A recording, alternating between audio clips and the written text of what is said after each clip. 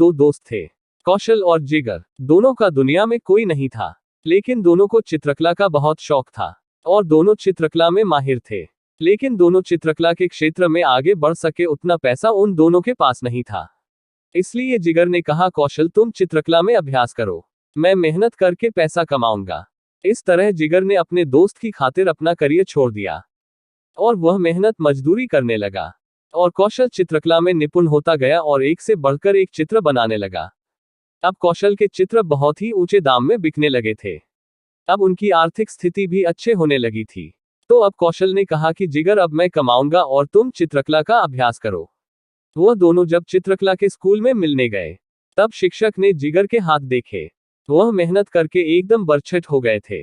तो शिक्षक ने कहा, यह हाथ चित्रकला का ब्रश उठाने के लायक नहीं है, अब इस हाथ से चित्र नहीं बनाया जा सकता। तो जिगर ने कहा, कोई बात नहीं, मेरा दोस्त चित्र बनाए या मैं बनाए, दोनों एक ही बात है। इस तरह एक दोस्त ने दूसरे दोस्त की खातिर अपना पूरा जीवन समर्पित कर दिया और कौशल ने भी वह जितना कमाता था उसमें से 80% वह जिगर को देता था। और दोनों इसी तरह से एक दूसरे के साथ जीवन में आगे बढ़ते रहे और प्रगति करते रहे। अगर सच्चा दोस्त जीवन में मिल जाए तो आप उसकी सहायता से कुछ भी कर सकते हैं।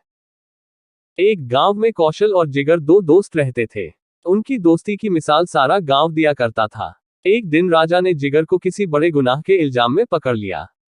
जिगर ने कहा कि वह गुनहगार नहीं है, लेकिन राजा और सैनिक ने उसकी बात नहीं मानी। जब यह बात उसके दोस्त कौशल को मालूम पड़ी तो वह उसे बचाने के लिए दरबार में पहुंचा, लेकिन तब तक राजा ने उसे फांसी की सजा सुना दी थी। अब राजा ने जिगर से पूछा, तुम्हारी कोई अंतिम इच्छा हो तो बताओ। जिगर ने कहा, मैं अपने परिवार से मिलना चाहता हूं। राजा ने कहा, तुम्हारा क्या भरोसा, अगर तुम वापस नहीं आए तो, इसलिए मैं तुम्हें परिवार से मिलने नहीं जाने दूंगा।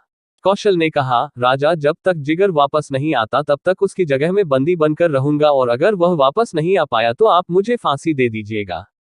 जिगर परिवार से मिलने निकल गया और मिलकर तुरंत ही घोड़े पर लौट रहा था। बीच में घोड़ा घायल हो गया और उसे पैदल ही आना पड़ा। उसको वह चिंता थी, अगर वह शाम तक नहीं पहुंचा तो उसकी जगह उसके दोस्त को फांसी दे दी जाएगी। इसलिए वह फटाफट चल रहा था। बहुत कठिन रास्ता था, पांव में जूते भी नहीं थे, इसलिए पांव में छाले पड़ गए। लेकिन वह जल्दी से चल रहा था, लेकिन वह शाम तक नहीं पहुंच पाया और अगली सुबह कौशल को फांसी देने की तैयारी हो रही थी। तभी जिगर वहां पहुंच गया। कौशल ने कहा, तू वापस क्यों आया, तू लौट जा, तेरी जगह में फांसी पर चढ़ जाऊंगा। जिगर ने कहा, नहीं, यह मेरी सजा है, फांसी पर मैं ही लटकूंगा। फांसी पर चढ़ने की बहस देखकर राजा और पूरा दरबार दंग रह गया और राजा ने उनकी दोस्ती का मान रखकर जिगर को रिहा कर दिया।